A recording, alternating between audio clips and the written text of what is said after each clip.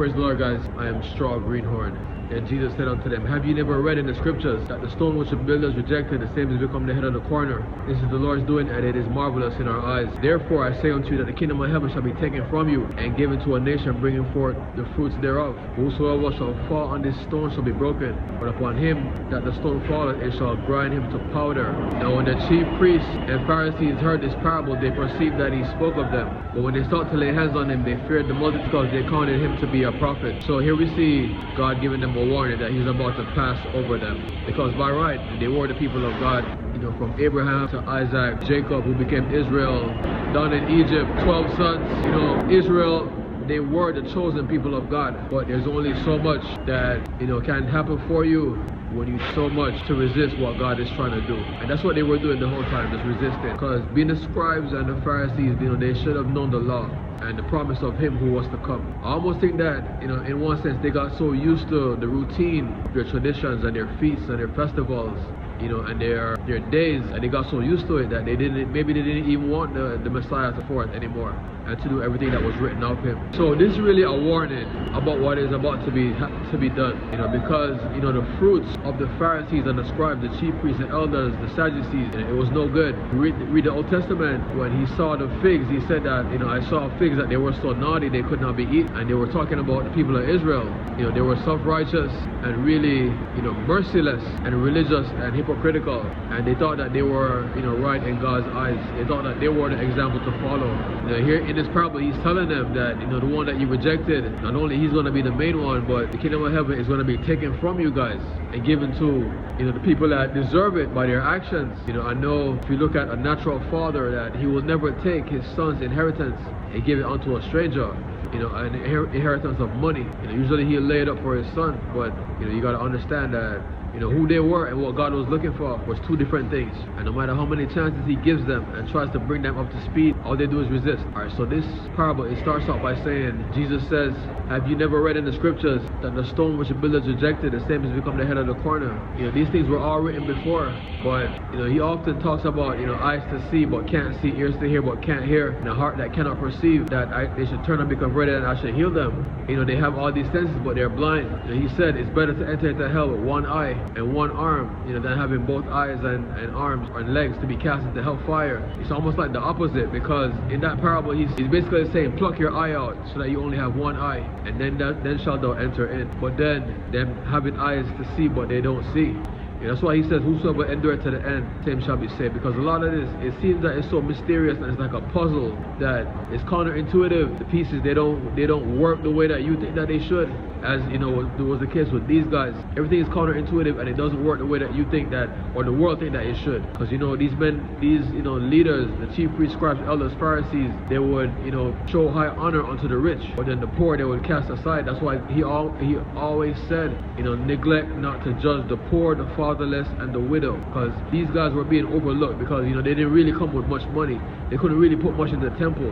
And that's why when he said that the witness all the rich men casting their money in the treasury, but then the poor widow, she cast in 2 mites, and he said that she had given more than they had, because they of their abundance. Well, it was really the heart that they had, and them giving this money, then they would literally be buying favor from these leaders. But then this poor little old lady, she didn't have much to put in, so they would treat her different than they treated everybody, than they treated these rich men. So God was basically doing away with that whole system, because they had got everything mixed up and lost the meaning of what it was supposed to be. So have you not read in the scriptures, these scriptures that you guys know so well and that you go by, that you can tell me everything that's written? It's ironic, because you can tell me everything that's written, but the heart that you stand before me with is worse than if you have broken everything that was written. The heart that he was standing before, the heart that they were standing before him with, was worse than if they would have looked at each one of those covenants and broken them individually, one after the, one by one after the other. That's why he was having such a hard time with them.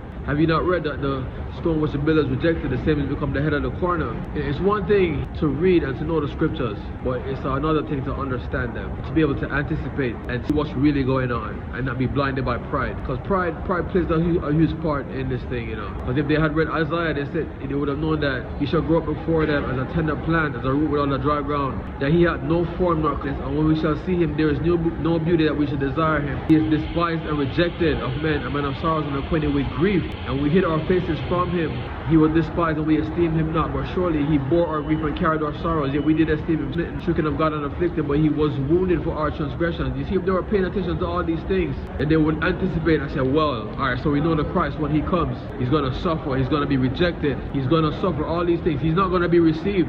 You know, if they look at all the scriptures that they knew that the Christ, he would not have been received, then they would have, if they were to be smart, then they would try to anticipate that. Alright, so we got to make sure that we don't refuse him when we see him, because all of that is written. But it's one thing to know the scriptures, it's one thing to read and to know them in your mind, but to know them in your heart and to be able to anticipate what it really means in real time. And that's why, you know, with training, like whatever your craft is, if you're going to be a doctor, even a soldier, whatever it is, they can train you all they want in the classroom. But you see, until they put you out in the real field and, you know, give you real hands-on experience, you might never really understand, you know, what the training and the fine details. And that's what they were missing. They knew everything in the book, but they knew nothing in real life, in real application. And everything in real application, they were botching everything. The way that they fasted, you know, they would disfigure their faces and, you know, go around sorrowful, making people feel sorry for them.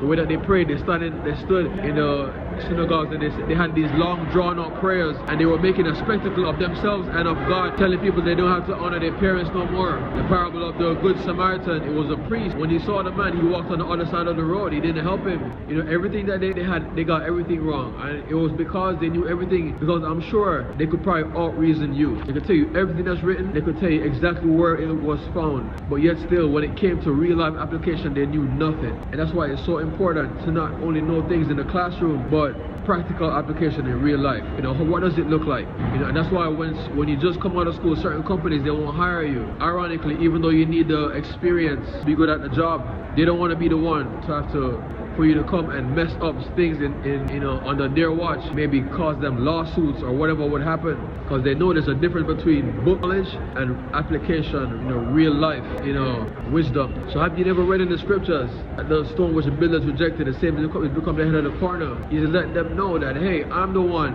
and you see, you're rejecting me in real time. You're rejecting me in real time, and I can tell you that I am he, and watch you reject me, and you still can't get over the fact that I am he, and you cannot receive. Because I will say it again, if they were smart, then they would be able to anticipate the scriptures and know that, hey, listen, you see everything that's written, he's going to be rejected. So let's be on the lookout for him who is rejected. And he said, this is the Lord's doing, and it is marvelous in our eyes.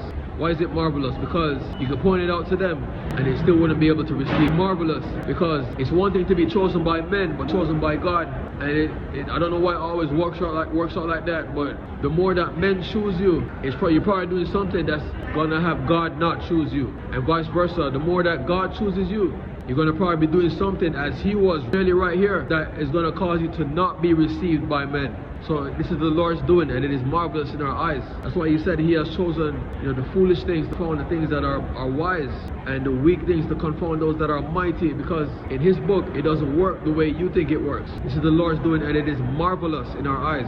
David, after Saul messed up, when God sent Samuel down to Jesse's house to anoint the son, they brought all the sons except David. They didn't even remember him. Rejected. He was so rejected that when he went down to do his part, when Goliath was challenging everybody, when his brothers saw him, they tried to send him back, like, get out of here, we don't need you here. And he was so used to being shunned, and that was his destiny. He was the one that was gonna save you guys, because when you had fallen under the Philistine rule, who knows what they would have done to you guys. If they would have taken your women and your children and your possessions and have you working in your own field, which they now own. Who knows what they would have done. So this is the Lord's doing, and it is marvelous in our eyes. Then he goes on to say, therefore I say unto you, and here's the real bummer and the kicker for them, that the kingdom of heaven shall be taken from you and given forth to a nation bringing forth the appropriate fruit. you know, we're not gonna play name dropping anymore with you guys, because you guys know that you are the children of the Lord, but you're not behaving, and it's causing such a problem.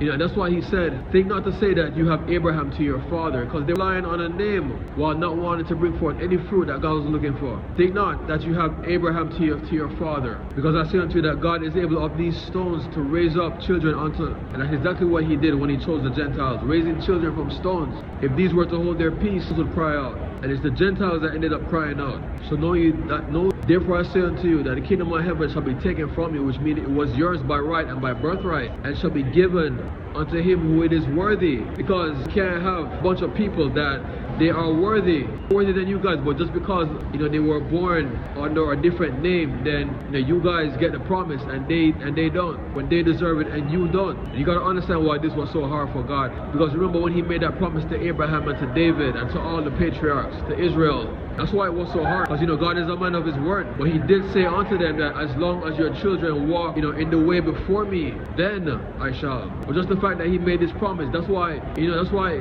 if you read context of what he's saying here, it's causing him some grief, the fact that he has to do this. And that's why he has to announce it like this. Or else he would have just done it unto a nation that's bringing forth the fruit thereof. Whosoever shall fall on this stone shall be broken, but upon him who the stone fall, he shall grind him to powder. You know, you falling on the stone is basically you going about doing things in a certain way that's out of line with what his will is and his desire, and you running up into him. But him falling on you is when he comes looking, when you build a reputation for yourself, that he actually comes looking for you. And that's why it's so much worse. You get ground to powder when he comes looking for you. Now when the chief priests and Pharisees heard this parable, they perceived that he spoke of them, but when they sought to lay hands on him, they feared the multitude, they counted him a prophet. The stone which the builders rejected, the same has become the hell of the corner. The heaven shall be taken from you. You know, things usually happen in the spirit before they happen in the natural. And sometimes you can feel the shift, and that's exactly what they were doing here. They were feeling the shift of everything being taken from them and given unto the worthy nation, bringing forth the fruits. So when they perceived it, you know, they wanted to lay hands on him as if that could stop it. You know, I really think it's hard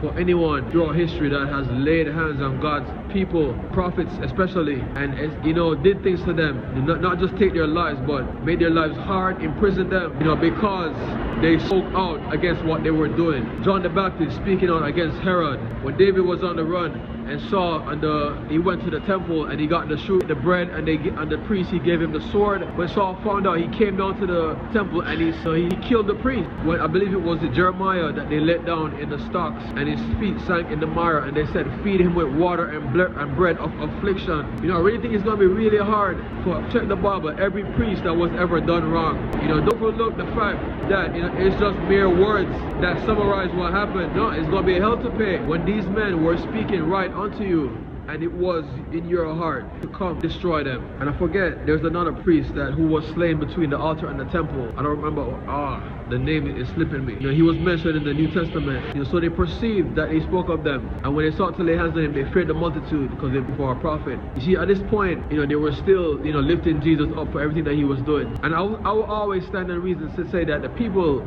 you know, it wasn't their choice to betray him, you know, Jesus with everything. But when Jesus was leaving, what did he say? He said, you know, the prince of this world cometh, and, you know, he had nothing in me.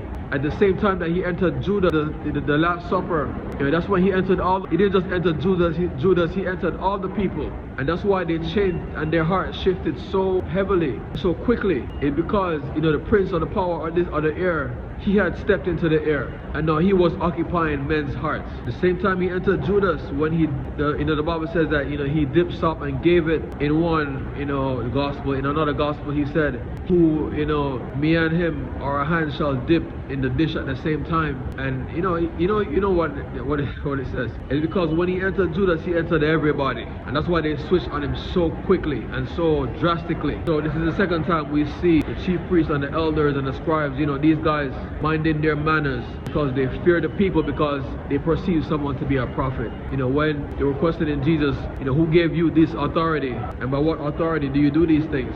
And then he said, I will ask you one thing, the baptism of John, was it of heaven or of men? And they feared to say of men because they counted John a prophet. So now here they feared to, even though they perceived that he was speaking of them, they feared to lay hands on him because the people counted him to be a prophet. My name is Straw Greenhorn.